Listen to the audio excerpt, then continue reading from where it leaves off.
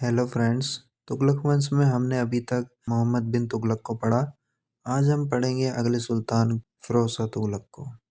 Friends, Mohammad बिन तुगलक की उथल पुथल के बाद गद्दी पर बैठा उसका चचेरा भाई फिरोज शाह तुगलक। इसे सल्तनत का अकबर भी कहा जाता है, लेकिन कल्याणकारी कार्यों के लिए, न कि ताकत के लिए। इसका राज्याभिषेक 2 बार हुआ। पहला ठट्टा यानी सिंध में, उसी शिविर में जहां मोहम्मद बिन तुगलक की मृत्यु हुई थी, ताकि सेना बिखर न जाए। और दूसरा हुआ था दिल्ली में, विधिवत तरीके से। तुष्टीकरण की नीति, यही फिरोज की सबसे बड़ी कमजोरी थी। क्योंकि वह एक कमजोर सेनापति था, इसलिए गद्दी बचाने के लिए उसने उलेमाओं यानी धर्मगुरुओं और अमीरों को खुश करने की नीति अपनाई। उसने प्रशासन में उलेमाओं की दखलंदाजी फिर से शुरू करवा दी। सबसे महत्वपूर्ण बात, इसने सेना और इक्ता के पदों को वंशानुगत बना दिया, यानी पिता के बाद बेटा ही नौकरी कर पाएगा, चाहे वे योग्य हो या न हो। इतिहासकार मानते हैं कि यही फैसला आगे चलकर तुगलक सेना की बर्बादी का कारण बना। कर सुधार और सिंचाई। फ्रेंड्स, फिरोज शाह तुगलक ने जनता को राहत देने के लिए एक बहुत बड़ा कदम उठाया। उस समय जनता पर कई तरह के फालतू टैक्स लगे हुए थे। फिरोज ने शरीयत के खिलाफ जाने वाले ऐसे 24 कष्टदायी करों को पूरी तरह समाप्त कर दिया। उसने कहा कि कुरान में जिन करों की इजाजत है, सिर्फ वही किए जाएंगे। पहला है खराज यानी जमीन का लगान। दूसरा है जजिया यानी गैर मुस्लिमों से। तीसरा है जक़ात यानी अमीरों से दान। और चौथा है खुम्स। यह युद्ध में लूट का माल था, लेकिन फिरोज ने सैनिकों और उलेमाओं को खुश करने के लिए 80% सैनिकों को दे दिया और खुद सिर्फ 20% रखा। हक ए सर्ब, चूंकि उसने बहुत सारी नहरें बनवाई थी, इसलिए उसने उन नहरों का पानी इस्तेमाल करने वाले किसानों पर एक नया टैक्स लगाया, हक ए सर्ब। यह उपज का 1/10 भाग यानी 10% होता था। यह टैक्स लगाने वाला पहला सुल्तान था। फ्रेंड्स, फिरोज शाह तुगलक का सबसे बड़ा योगदान भारत के सिंचाई सिस्टम में था। उसने किसानों के लिए 5 बड़ी नहरें खुदवाई ताकि अकाल न पड़े। इनमें सबसे इम्पोर्टेंट नहर थी उलुग-खनी नहर, जो यमुना नदी से हिसार तक जाती थी। यह लगभग 150 मील लंबी थी। इसके अलावा उसने सतलज नदी से घग्गर तक भी नहर बनवाई। सिर्फ नहरें ही नहीं, उसने बागवानी पर भी ध्यान दिया। उसने दिल्ली के आसपास 1200 फूलों के बाग लगवाए। इन बागों में मुख्य रूप से अंगूर और खरबूजे की खेती होती थी।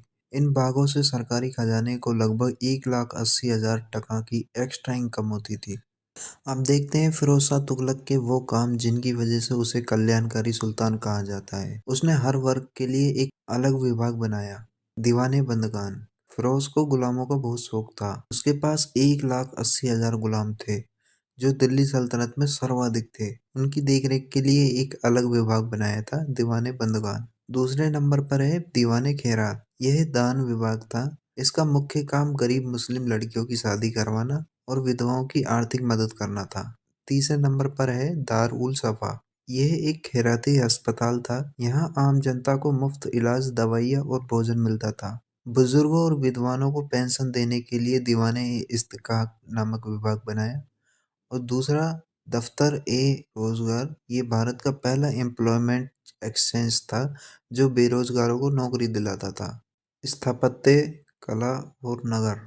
फिरोज शाह तुगलक ने लगभग 300 नगर बसाए। इनमें सबसे खास नाम याद रखिए जौनपुर। यह शहर उसने अपने भाई जूना खां यानी मोहम्मद बिन तुगलक की याद में बसाया था। इसे पूर्व का सिराज भी कहते हैं। दूसरे नंबर पर है फिरोज शाह कोटला। इसने दिल्ली में यमुना किनारे फिरोज शाह कोटला दुर्ग बनवाया। इसे दिल्ली का 5वां शहर माना जाता है। तीसरे नंबर पर देखिए अशोक स्तंभ। यह इतिहास प्रेमी भी था। इसने सम्राट अशोक के 2 प्राचीन स्तंभों टोपरा अंबाला और मेरठ से उखड़वाकर दिल्ली में स्थापित करवाया। यह सवाल एग्जाम में बहुत आता है। मरम्मत कार्य। उसने पुरानी इमारतों की कद्र की। जब बिजली गिरने से कुतुब मीनार की ऊपर की मंजिल टूट गई थी, तो फिरोज ने उसकी मरम्मत करवाई और उसमें 2 नई मंजिलें, चौथी और पांचवी जुड़वा दी। फिरोज शाह तुगलक इमारतें बनाने में तो उस्ताद था, लेकिन युद्ध के मैदान में पूरी तरह जीरो था। उसने बंगाल पर 2 बार हमला किया, नतीजा दोनों बार फेल। बंगाल दिल्ली के हाथ से हमेशा के लिए निकल गया। दूसरे नंबर पर देखिए जाजनगर यानी उड़ीसा। यहाँ उसका मकसद राज करना नहीं बल्कि लूटपाट था। उसने प्रसिद्ध जगन्नाथपुरी मंदिर को लूटा और मूर्तियों को समुद्र में फेंकवा दिया। इस अभियान का मुख्य उद्देश्य हाथी प्राप्त करना था। तीसरे नंबर पर देखिए नगरकोट यानी कांगड़ा। यहाँ उसने ज्वालामुखी मंदिर को लूटा, लेकिन यहाँ से उसे एक खजाना मिला, 1300 संस्कृत की किताबें। बाद में इन्हीं किताबों का फारसी में अनुवाद करवाया। और लास्ट में देखिए ठट्टा यानी सिंध अभियान। यह इतिहास का सबसे बदनामी वाला अभियान था।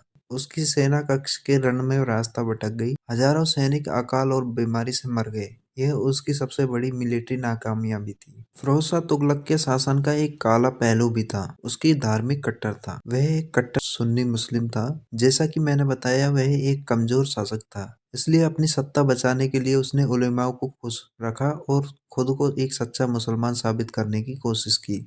ब्राह्मणों पर जजिया, यह इतिहास में सबसे ज्यादा पूछे जाने वाला सवाल है। फिरोज शाह तुगलक दिल्ली सल्तनत का पहला सुल्तान था जिसने ब्राह्मणों पर भी जजिया कर लगाया। उससे पहले ब्राह्मणों को इस टैक्स से छूट मिली हुई थी, लेकिन फिरोज ने उन्हें भी नहीं बख्शा। शियाओं और सूफियों पर रोक, उसकी कट्टरता सिर्फ हिंदुओं तक सीमित नहीं थी, उसने शिया मुस्लिमों और मुलीदों यानी नास्तिकों को भी दंडित किया। यही नहीं, उसने मुस्लिम महिलाओं को पीरों की मजार पर जाने से रोक लगा दी थी, क्योंकि वह इसे गैर इस्लामिक मानता था।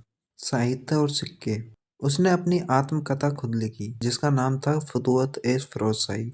इसमें उसने अपने अच्छे कामों का जिक्र किया है। अनुवाद विभाग, अभी हमने पढ़ा कांगड़ा नगरकोट, उसमें 1300 संस्कृत किताबें मिली थी।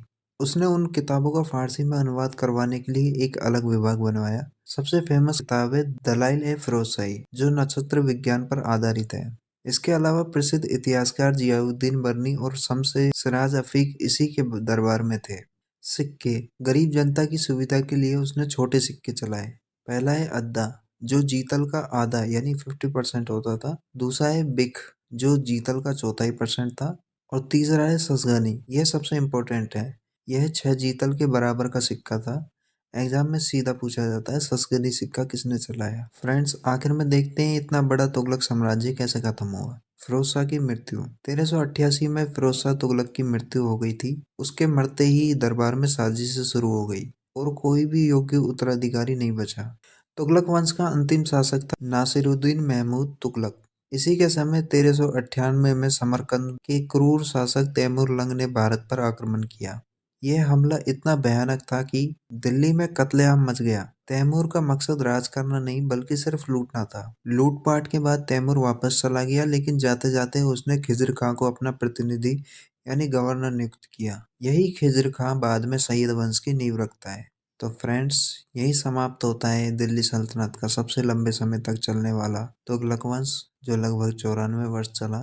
अगले वीडियो में हम छोटे लेकिन बहुत महत्वपूर्ण सैयद और लोधी वंश को एक साथ कवर करेंगे। वीडियो पसंद आया हो तो लाइक करें।